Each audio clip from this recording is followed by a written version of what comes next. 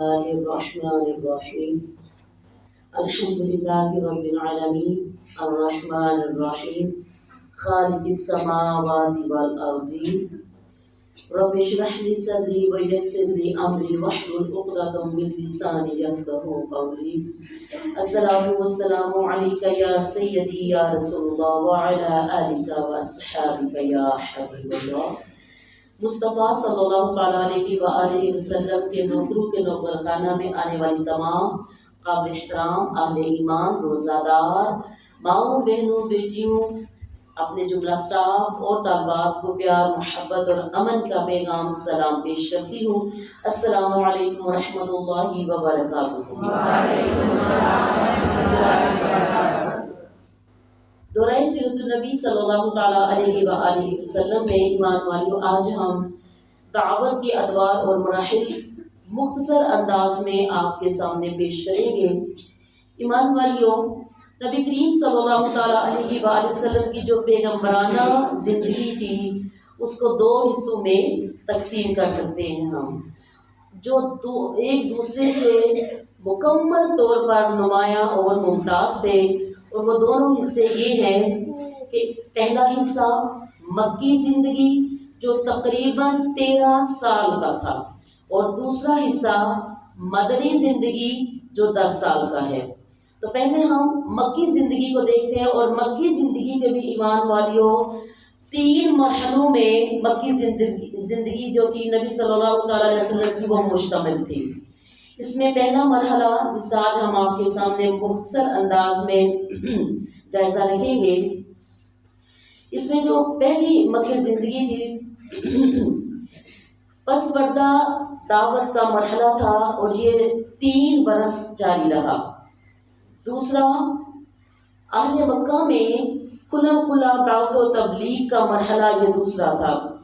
چوتھے سال نبوت کے آغاز سے 10ویں سال کے اواخر تک یہ جاری رہا. تیسرا مرحلہ مکہ کے باہر اسلام کی مقبولیت اور پھیلاؤ کا مرحلہ، اور یہ 10ویں سال نبوت کے آخر سے ہجرت مدینہ تک جاری رہا. ایمان والیوں، پہلا مرحلہ جس میں کاوش تبلیغ ہم دیکھتے ہیں کہ خفیہ جو دعوت 3 سال کی دی گئی تھی، اس کے بارے میں یہ معلوم ہے کہ مکہ دین عرب کا مرکز تھا. یہاں کعبہ کے پاسبان بھی تھے اور بتوں کے نگہبان بھی تھے، جنہیں پورا عرب تقدیس کی نظر سے دیکھتا تھا. اس لیے کسی دور افتادہ مقام کی بنسبت مکہ میں مقصد اصلاح تک رسائی ذرا زیادہ دشوار تھی. یہاں ایسی عظیمت درکار تھی جسے مصائب و مشکلات کے جھٹکے اپنی جگہ سے نہ ہلا سکے. اس کیفیت کے پیش نظر حکمت کا تقاضا یہ تھا کہ پہل دعوت و تبلیغ کا جو کام ہے اسے پس پردہ انجام دیا جائے، یعنی کہ خفیہ صورت میں کیا جائے، تاکہ اہل مکہ کے سامنے اچانک ایک ہیجان خیز صورتحال نہ آ جائے.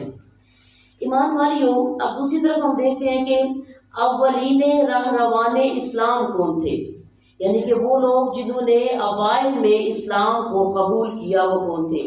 یہ ایک فطری بات تھی کہ رسول اللہ صلی اللہ علیہ وآلہ وسلم سب سے پہلے ان لوگوں پر اسلام پیش کرتے جن سے آپ صلی اللہ علیہ وآلہ وسلم کا سب سے گہرا ربط اور تعلق تھا، یعنی اپنے گھر کے لوگوں اور اپنے دوستوں پر. چنانچہ آپ صلی اللہ علیہ وآلہ وسلم نے سب سے پہلے انہیں دعوت دی. اس طرح آپ صلی اللہ علیہ وآلہ وسلم نے ابتدا میں اپنی جان پہچان کے ان لوگوں کو حق کی طرف بلایا جن کے چہروں پر آپ صلی اللہ علیہ وآلہ وسلم بھلائی کے آثار دیکھ چکے تھے، اور یہ جان چکے تھے کہ وہ حق اور خیر کو پسند کرتے ہیں، آپ کے صدق و صلاح سے واقف ہیں. پھر آپ نے جنہیں اسلام کی دعوت دی، ان میں سے ایک ایسی جماعت نے جنہوں نے کبھی رسول اللہ صلی اللہ علیہ وآلہ وسلم کی عظمت، جلالت نفس اور سچائی پر شبہ نہ کیا تھا۔ آپ کی دعوت انہوں نے قبول کر لی۔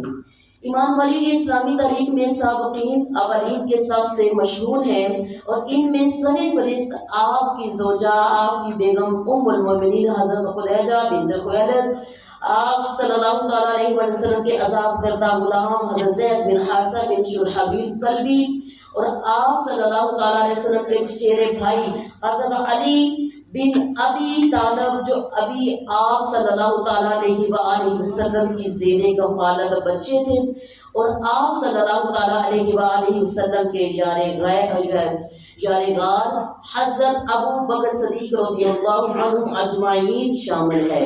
یہ سب کے سب پہلے دن ہی مسلمان ہو گئے تھے۔ امام علی کے بعد حضرت ابو بکر صدیق رضی اللہ تعالیٰ عنہ اسلام کی تبلیغ میں سرگرم ہو گئے۔ وہ بڑے ہر دل عزیز، نرم روح، پسندیدہ خصائص کے حامل، با اخلاق اور دریا دل انسان تھے۔ ان کے پاس ان کی مروت، ان کی دور اندیشی، تجارت اور حسن صحبت کی وجہ سے لوگوں کی آمد و رفت جو ہے وہ لگی رہتی تھی۔ چنانچہ انہوں نے اپنے پاس آنے جانے والوں اور اٹھنے بیٹھنے والوں کو جس کو اسلام کے قابل سمجھا، ان کو دعوت دی، اعتماد میں لیا اور انہیں اسلام میں شامل کیا۔ ان کی کوشش سے حضرت عثمان، حضرت زبیر، حضرت عبد الرحمن بن عوف، حضرت سعد بن ابی وقاص، حضرت طلحہ بن عبید اللہ مسلمان ہوئے، اور یہ بزرگان اسلام کا ہر اول دستہ تھے۔ ایمان والیوں، شروع میں جو لوگ اسلام لائے انہی میں حضرت بلال حبشی بھی ہیں۔ ان کے بعد امین امت حضرت ابو عبیدہ عامر بن جراح، ابو سلمہ بن عبد الاسد، ارقم بن ابی الارقم، عثمان بن مظعون، اور ان کے دونوں بھائی غلامہ اور عبداللہ، اور عبیدہ بن حارث بن مطلب بن عبد المناف، سعید بن زید اور ان کی بیوی یعنی کہ حضرت عمر کی بہن فاطمہ بنت خطاب، اور خباب بن ارد، عبداللہ بن مسعود اور دوسرے کئی مسلمان افراد مسلمان ہوئے۔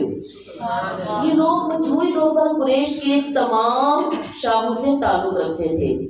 ابن اسحاق کا بیان ہے کہ اس کے بعد مرد اور عورتیں اسلام میں جماعت در جماعت داخل ہوئی، یہاں تک کہ مکہ میں اسلام کا ذکر پھیل گیا اور لوگوں میں اس کا چرچا شروع ہو گیا۔ ایمان والیوں، یہ لوگ چھپ چھپ کر مسلمان ہوئے تھے، اور رسول اللہ صلی اللہ تعالیٰ علیہ وآلہ وسلم بھی چھپ چھپا کر ان کی رہنمائی اور ان کی دینی تعلیم کے لیے ان کے ساتھ جمع ہوا کرتے تھے، کیونکہ تبلیغ کا کام ابھی تک انفرادی طور پر پس پردہ چل رہا تھا۔ ادھر سورہ مدثر کی ابتدائی آیات کے بعد وحی کی آمد پورے تسلسل اور گرم رفتاری کے ساتھ جاری تھی۔ اس دور میں چھوٹی چھوٹی آیتیں نازل ہو رہی تھی۔ ان آیتوں کا خاتمہ یکساں قسم کے بڑے پرکشش الفاظ میں ہوتا تھا، اور ان میں بڑی سکون بخش اور جاذب قلب نغمگی ہوتی تھی، جو اس پر سکون اور رقت امیز فضا کے عین مطابق ہوتی تھی۔ پھر ان آیتوں میں تزکیہ نفس کی خوبیاں اور علائش دنیا میں لت پت ہونے کی برائیاں بیان کی جاتی تھی، اور جنت اور جہنم کا نقشہ اس طرح کھینچا گیا تھا کہ گویا وہ آنکھوں کے سامنے ہو۔ ایمان والیوں، یہ آیتیں اہل ایمان کو اس وقت کے انسانی معاشرے سے بالکل الگ ایک دوسری ہی فضا کی سیر کراتی تھی۔ آگے چلتے ہیں، کچھ نماز کے حوالے سے دیکھتے ہیں کہ ایمان والیوں، ابتداً جو کچھ نازل ہوا اسی میں نماز کا حکم بھی تھا۔ مقاتل بن سلیمان کہتے ہیں کہ اللہ تعالیٰ نے ابتدائی اسلام میں 2 رکعت صبح میں اور 2 رکعت شام کی نماز میں فرض کی، کیونکہ اللہ تعالیٰ کا ارشاد ہے بسم اللہ الرحمن الرحیم وَسَبِّحْ بِحَمْدِ رَبِّكَ بِالْعَشِيِّ وَالْإِبْكَارِ صبح اور شام اپنے رب کی حمد کے ساتھ اس کی تسبیح بیان کرو یا تسبیح کرو۔ ایمان والو، حارث بن اسامہ نے ابن لہیعہ کے طریق سے وصولاً حضرت زید بن حارثہ سے یہ حدیث روایت کی ہے کہ رسول اللہ صلی اللہ علیہ وسلم پر ابتداء جب وحی آتی تو آپ صلی اللہ علیہ وسلم کے پاس جبرائیل تشریف لائے اور آپ کو وضو کا طریقہ سکھایا۔ ایمان والی، اس وقت حضرت ابن ہشام کا بیان ہے کہ نبی کریم صلی اللہ علیہ وسلم اور صحابہ اکرام نماز، اس وقت کی جو نماز تھی وہ گھاٹیوں میں چلے جاتے تھے نماز کو ادا کرنے کے لیے اور اپنی قوم سے چھپ کر نماز پڑھتے تھے۔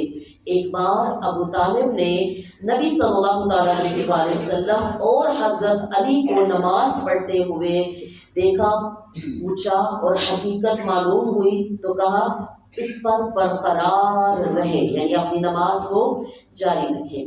آئیے کچھ قریش کا جو اجمالی معاملہ تھا، اجمالی خبر تھی، اس کے اوپر بھی ڈالتے ہیں نظر۔ ایمان والی، مختلف واقعات سے ظاہر ہے کہ اس مرحلے میں تبلیغ کا جو کام تھا اگرچہ وہ انفرادی طور پر چھپ چھپا کر کیا جا رہا تھا، خفیہ صورت میں دعوت و تبلیغ کا کام ہو رہا تھا، لیکن قریش کو اس کی سن گن لگ چکی تھی، البتہ انہوں نے اسے قابل توجہ نہ سمجھا۔ محمد غزالی رحمۃ اللہ علیہ لکھتے ہیں کہ یہ خبر قریش کو پہنچ چکی تھی لیکن قریش نے انہیں اہمیت نہ دی، غالباً انہوں نے محمد صلی اللہ علیہ وآلہ وسلم کو بھی اسی طرح کا کوئی دینی آدمی سمجھا جو الوہیت اور حقوق الوہیت کے موضوع پر گفتگو کرتے ہیں، جیسا کہ امیہ، اس اور زید وغیرہ نے کیا تھا۔ البتہ قریش کو آپ کی خبر کی جب پھیلاؤ ہوا اور اثر کے بڑھاؤ سے کچھ اندیشے ہوئے تو انہوں نے یہ محسوس کیا، اور پھر آپ کا جو دعوت و تبلیغ کا کام تھا جب ان کے نوٹس میں آیا تو انہوں نے پھر اپنا نگاہیں آپ کی طرف رکھ دی تاکہ آپ ان کی تبلیغ کے معاملات کو دیکھ سکیں۔ ایمان والیوں، 3 سال تک تبلیغ کا کام خفیہ اور انفرادی رہا۔ اس دوران اہل ایمان کی ایک جماعت تیار ہو گئی جو اخوت اور تعاون پر قائم تھی، اللہ کا پیغام پہنچا رہی تھی اور اس پیغام کو اس کا مقام دلانے کے لیے کوشاں تھی۔ اس کے بعد وحی الہی نازل ہوئی اور رسول اللہ صلی اللہ علیہ وآلہ وسلم کو مکلف کیا گیا کہ اپنی قوم کو کھلا دین کی دعوت دیں، ان کے باطل سے ٹکرائیں اور ان کے بتوں کی حقیقت واشگاف کریں۔ یہ تھا ہمارا خفیہ جو مکی زندگی کا دور تھا، خفیہ دعوت و تبلیغ کا مرحلہ آپ کے سامنے رکھا۔ والسلام فی امان اللہ۔